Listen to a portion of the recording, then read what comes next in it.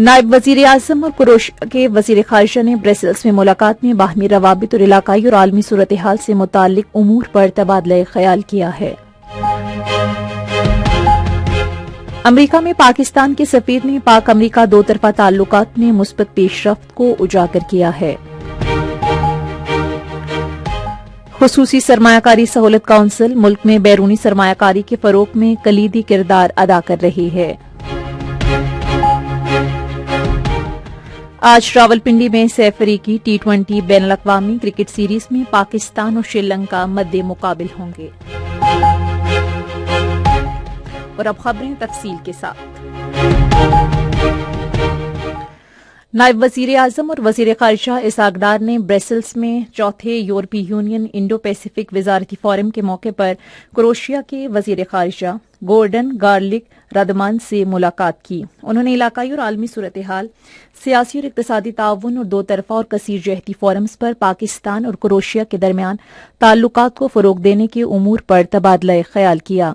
नायब वजीर आजम ने क्रोएशिया के वजीर खारिजा को पाकिस्तान के दौरे की दावत भी दी। वजारत सेहत मरीजों की बढ़ती हुई तादाद और हस्पतालों की कारकर्दगी बेहतर बनाने के लिए जदीद मैनेजमेंट इंफॉर्मेशन सिस्टम मुतारिफ करवाएगी।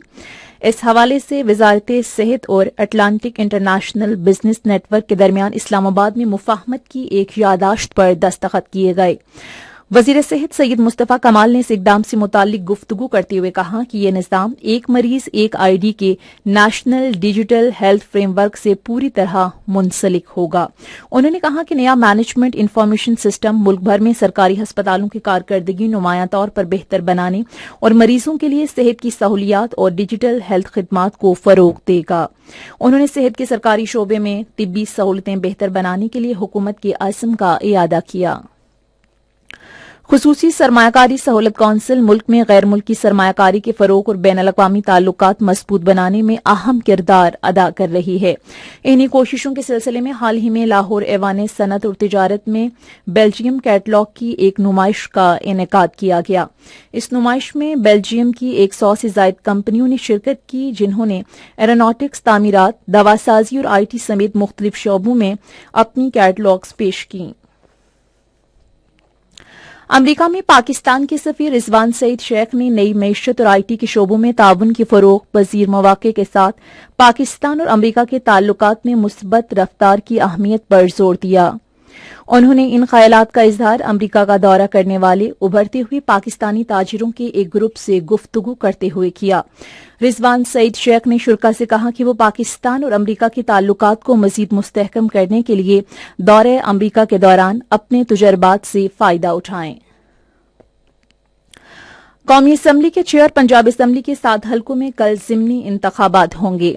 ज़िमनी इंतखाबात कौमी असम्बली के हलकों NA 18 Haripur, NA 96 Faisalabad, NA 104 Faisalabad, NA 129 Lahore, NA 143 Sahiwal और NA 185 डेरा गाजी खान में होंगे। पंजाब असम्बली के जिन हलकों में ज़िमनी इंतखाबात होंगे, इनमें PP 73 Sargodha, PP 87 Mianwali, PP 98 Faisalabad, PP 115 Faisalabad, PP 116 Faisalabad, PP 203 Sahiwal और PP 269 मुजफ्फरगढ़ शामिल हैं।